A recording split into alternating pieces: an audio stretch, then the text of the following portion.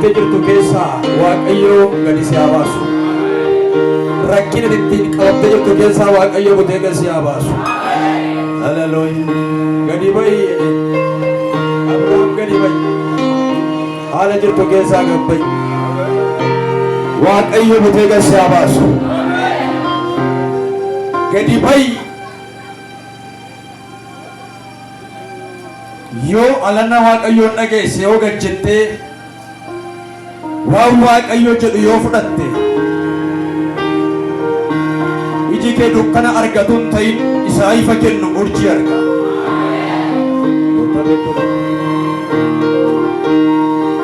Ija urjii argu Waaqayyo siif hasaatu galgala kanaa kaasu.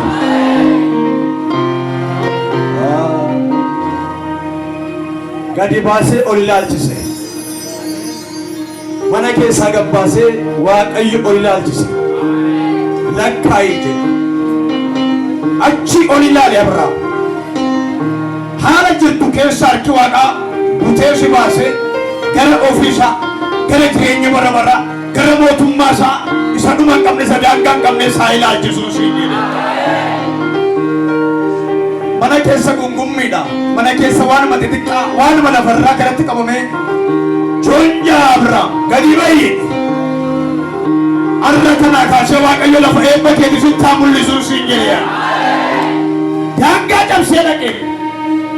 Cabsee gara kee dhufu galgala kanaa kaasee Waaqayyo. Merka keessa mirga ol kaafadha. Waakataara baasa kullaa jeenamoos. Inni gaafa saasee Waaqayyoodha. Inni ammaa isaa jirus Waaqayyoodha. Inni yeroo sana Abrahaamitti taasees Waaqayyoodha.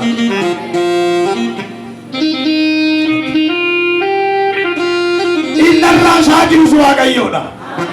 Ilaa ergaan si dhufee galgalli kun galgalatti daangaa cabsitee gara hifa haaraa yaatu dandii jedhe. Mana dhukkubaa keessaa baata. Mana yaaddoo keessaa baata. Ilaa ergaan dubbachaa ergaan ni kadhachaa jira. Mana du'aa keessaa baata. Mana sodaa keessaa baata. Mana hidhaa keessaa baata. Mana rakkinaa keessaa baata. Iji kee kan argeen beene galgala kanaa kaasee laalu jalqaban siin jedha. Ija foonii fi ija fuula keessi isaa namarraa kaase. Wahala suuqa qaba hayaa. Argeen beeku mul'ata olii argeen beeku bira.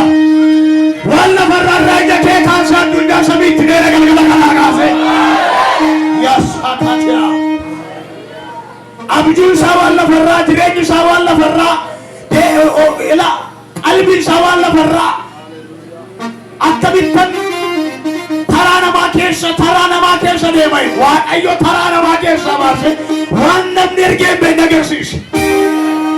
Urjii kan lakkaa'ee biraan malee jiru Israa'el akka ofisu Waaqayyo eebba haaraarra. Yaa kaatoorra teelaa baay'aa siin jedhaa. Urjii mee jedhaa urjii jedhaani. Innis Kiristoosidha. Yaa kaatooba dhala. Ibiddi sun Kiristoosidha galgala kanaa kaasee siin jedhee. Waa.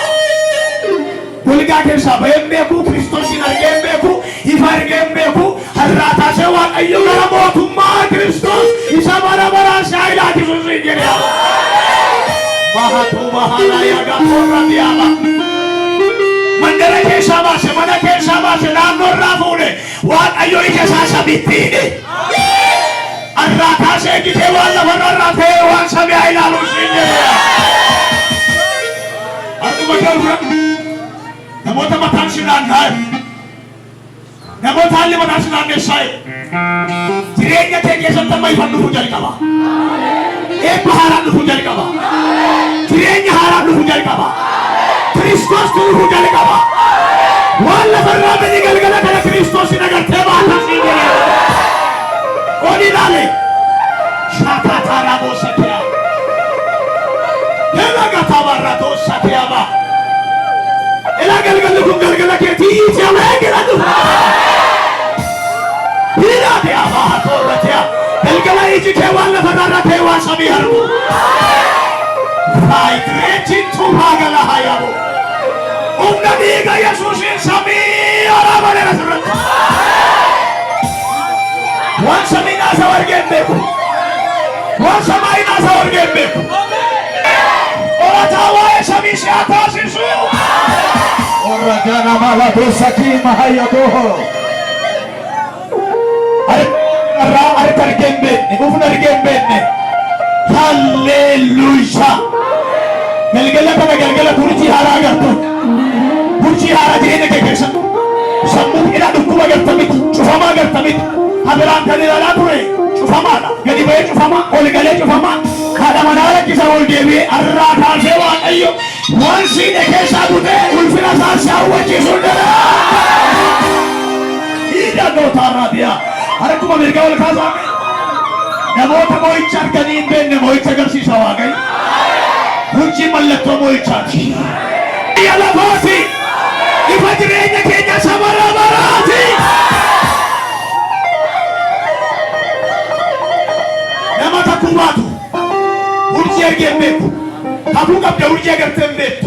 Galgala kanaa taasee kakuu kee ija ishii godhatu. Sibiil kanaan siin jedhaaya. Waataa taaraa gosa. Iddoo itti jijjiirame. Sammuu isaa jijjiirame. Agartuu isaa jijjiirame. Ilaalcha isaa jijjiirame. Kaayyoo isaa jijjiirame. Tarsiimoo isaa jijjiirame. Daangaa cabsee Waaqayyo ifaaraa isaa ilaalchisu galgala taase. Barrati daangaa keessatti irratti na laalte hin gaa. Barrati boo'icha laalte hin gaa. Barrati bocoloo laalte hin gaa. Waaqayyo ilaa simboo haaraan gara kee dhufee. Arkicha ol fuula harka mirga ol fuula jala madaata. Harka kanarratti ifa guddaa ibsa guddaa ifa guddaa ergama lafarraa kan hin fakkaanne harka namaa kana keessatti shaamaa kan fakkaatu baay'ee kan ifu harka namaa kana keessa kan ta'an ilaalaa ture yaada. Baay'ee leetan ilaalam gaafa dhafura Waaqayyo deddeebi'ee akkanaan jedhe. Dubbatanii warra moo'icha dhaban, haasa'anii warra moo'icha dhaban, humna dhabnedhanii warra ofirra gadi ta'an. Foonni kan dadhabsiisu, biyyi lafaa kan dadhabsiisu. Nan haaressaa ibsa haaraa lafa keessa taa'aa Waaqayyo. Ibsaan kun maal ennaan dubbii koote Waaqayyo. Sagalee namaa isaa jiru Waaqayyo. Nan jajjabeessa Waaqayyo. Rakkina irraa kaasa Waaqayyo. Dukkana irraa oofaa Waaqayyo. Ifaaraan keessa taa'aa. Saayiniimo. Lafa jiranii duqabuu jalqabu. Humna gara biraa dhufeera. Elaa lafa jiranii tirela yes. Namoota dhaabachuu dadhabantu jira. Uffata isaanii tuqama. Sammuun tuqama. Harkaan tuqama. Shookta. Lafa kee jabaata. Gaara kee jechoota. Dukkana kee dibata. Addaa kee biyyatti jijjiirama. Awwaala kee banamuu eegala. Hojuu mana kee gala. Raajoo shaataa baay'aa baay'aa. Nama waamichi irra jiru nama kakuu irra jiru. Waaqayyo sagalee isaatiin dukkana kee ibsachaa jiran siin waara. Hila gataa baasootaatiya. Ol galeera Yesuus mana keetti. Hila sosochoon jalqabeera laphee namootaarra, lafee namootaarra, sammuu namootaarra, harka namootaarra. Oo gataa barrataa yaasatiya. Jira. Pedai. Egoosmenna. Nikatuura tatatas. Ola mama baay'eeti qabu. Hila gatata sempartaa iglahaya. Hey! Prega lo danasso. Amen. Hila sakaba. Namoota baay'ee ibeerraan fatanii fayyaaf dhabu.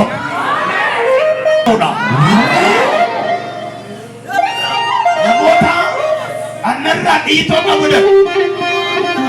Garaacharraa dhiitoo qabudan. Namoota jilbarraa dhiita qabudan. Miilli keessan kan dhukkubu. Harki kan isin dhukkubu. Sammuun kan isin dhukkubu. Amma ilaa harki kuni isinii fuudhaan dhufeera gara keessan. Ol qabamni harkichi.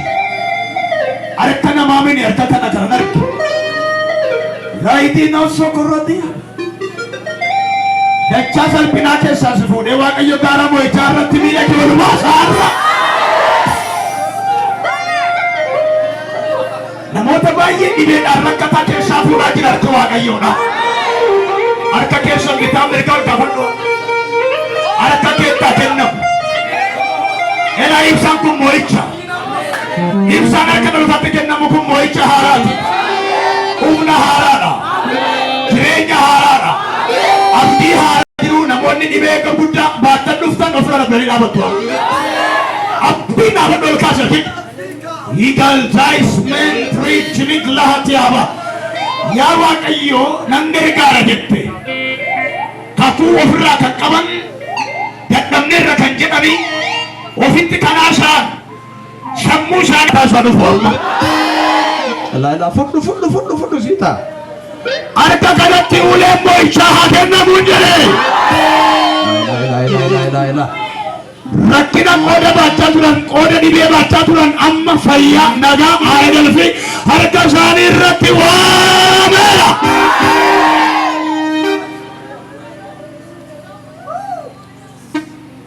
Ila. Amen. Ila. Warra dhukkubsataniif uleen nagaa harka isaanii keessa haata.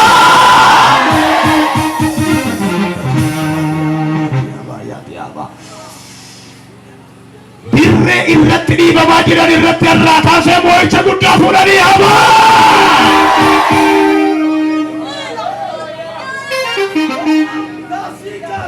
Daqiiqaa 5 qofatti hafaara.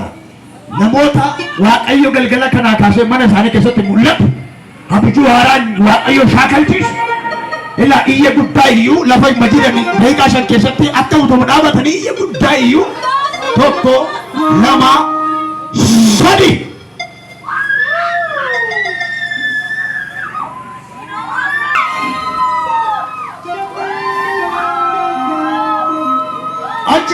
Achuma ini yu asmanu fida sina hedus.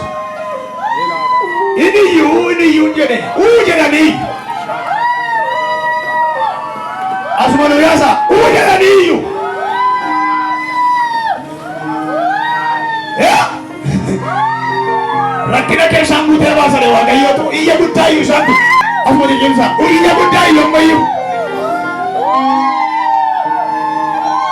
Ini mayu jangan mana ni.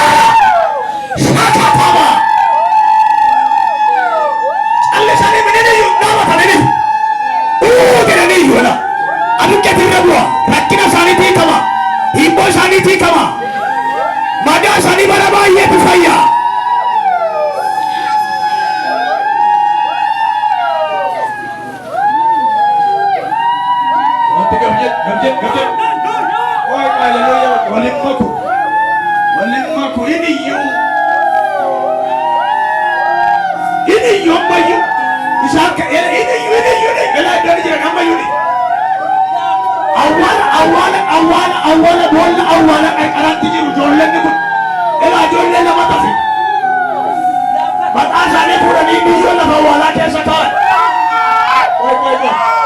biyo la awala ke satar jollen la ela ye budai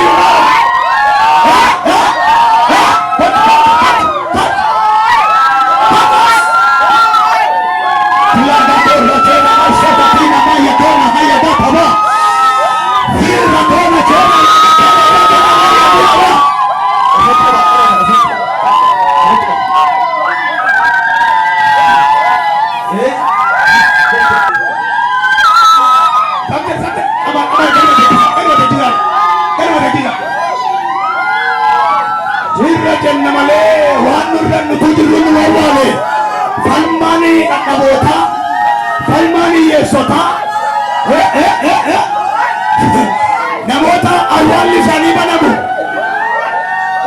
dua kata jalaa baani.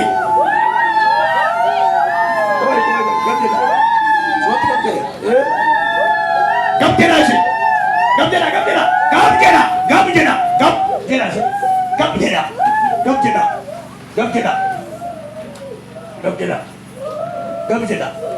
Gab jedha. Ilaa Hosaayinaa kee ammatu mana siroo furri Waaqayyoo magaalaa Hosaayinaa Damuubii keessa nageessa. Namicha qabeenyaan ilaalama jiru iyyaa namni kun eebba isaa qabame fayyaa isaa qabame nagaa isaa qabame gubaa'ee kana gidduu lubbuun kun hafuurri kun akka jiru natti hima. Achi maqaan saba taate xoqqaayii Asaffaa nama jedhamu harkaa ba'aa jiran ilaalaa jira. Ilaalcha jiru iyya gubaa'ee kana gidduudha jira. Inni iyya gubaa'ee qabsa biras gubaa'ee kana gidduudha.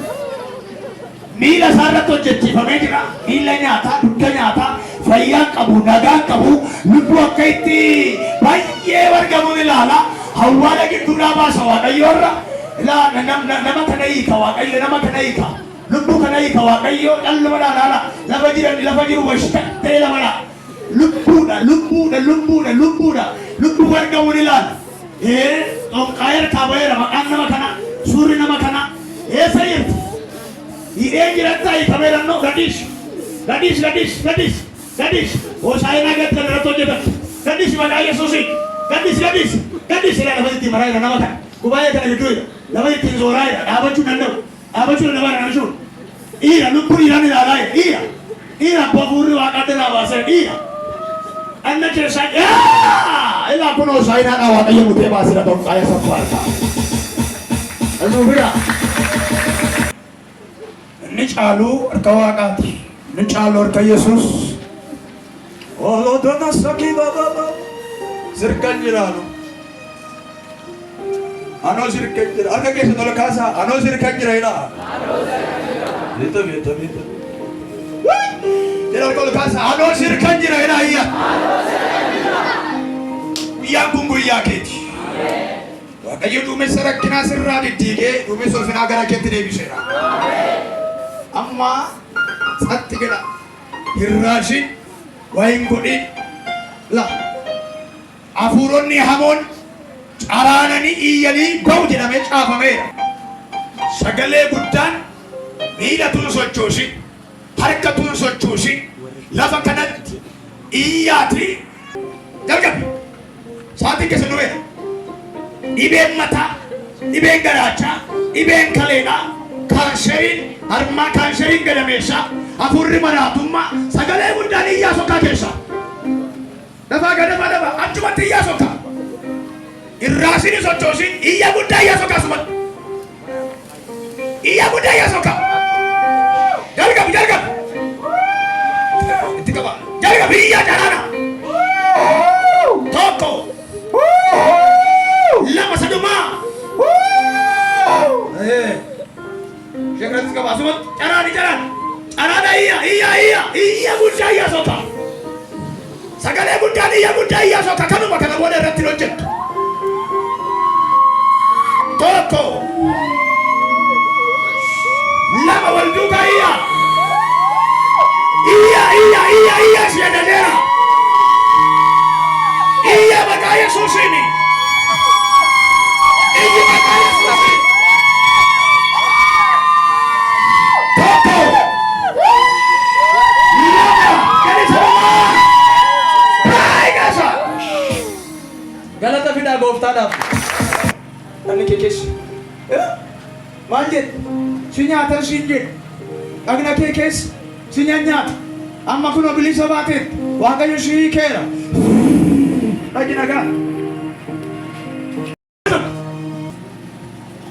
Jedhe. Itti sadii zoon bara kan hojjetu. Tokko. Abbaa akaakayyoo akaakalee irratti hojjetu. Si hafuufee. Yesus.